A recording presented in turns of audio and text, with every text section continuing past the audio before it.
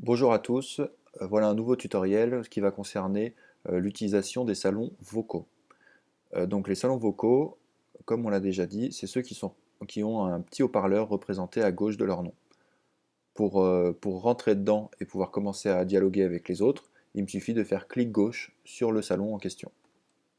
Voilà, je clique, je suis affiché ici, et quand je parle et que mon micro détecte du son, j'ai un petit cercle qui s'affiche autour de mon image de profil. Pour quitter ce salon, il me suffit de cliquer sur le téléphone, toujours clic gauche, le téléphone avec la petite croix où il y a marqué déconnexion ici. Voilà, je suis plus présent dessus, je suis toujours connecté là sur Discord, donc je suis toujours présent sur Discord, mais par contre je suis plus en conversation avec les gens qui sont dans le salon vocal. Euh, Quand je descends, voilà, là par exemple, je vois que dans la salle de Jean-Claude, il y a quelqu'un, qui est dans le salon, qui est tout seul en l'occurrence, peut-être qu'elle attend quelqu'un pour venir discuter avec elle. Quand je rejoins quelqu'un dans un salon vocal, j'ai un certain nombre d'actions que je peux faire sur moi déjà. Voilà, je peux me rendre muet, couper mon micro ou mettre en sourdine.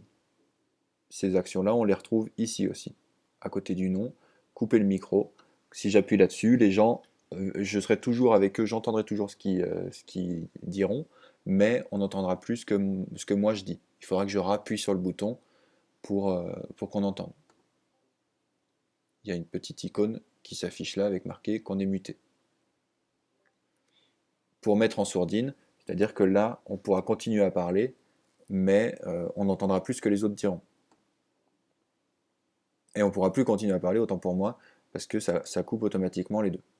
Voilà. Mais on est toujours présent. Euh, sur les personnes qui sont présentes avec moi dans la conversation, j'ai un certain nombre d'actions également qui dépendent des autorisations qu'on a en fonction de si on est un prof, un élève, si je suis dans la salle de mon prof, ou si je suis dans le forum entre les élèves, en salle des profs, etc. Les autorisations dépendent de là où on se trouve sur le Discord et de notre rôle au sein de l'école de musique. Quand je fais clic droit sur l'autre personne, je peux lui envoyer un message, l'appeler hors de ce canal Discord, qui l'appellera dans une conversation comme sur un Skype. Euh, je peux régler le volume du micro de la personne en face. Quand je règle ce volume, ça le change que pour moi. Par exemple, si on est trois dans la conversation, Martin 1, Martin 2 et Paul par exemple, euh, si je change le volume, il n'y a que Martin 2 qui entendra un volume différent de celui d'origine pour Martin 1. Paul, il faudra qu'il fasse la même manipulation s'il veut régler le volume. Donc voilà, je peux rendre la personne muette. Si je clique là, vous voyez que rendu muet par toi et pour moi. Voilà, on ne le rend pas muet pour tout le monde, on le rend muet que pour soi. Euh, là, on peut l'ajouter ou le retirer des amis. Euh, et voilà, là il y a rendre muet sur le serveur. Pareil, ça dépend des autorisations que vous avez sur le Discord. Des fois il sera disponible, des fois non. Et vous pouvez mettre en sourdine pour le serveur. Voilà.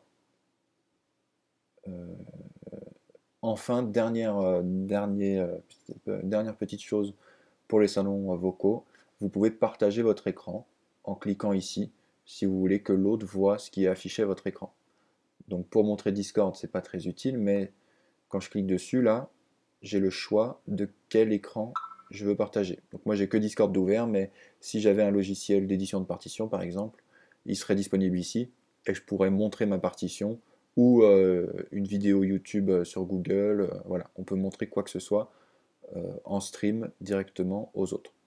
Une fois que j'ai sélectionné l'écran, je clique sur passer en direct, et ça ouvre le droit aux autres de voir ce qui est affiché sur mon écran.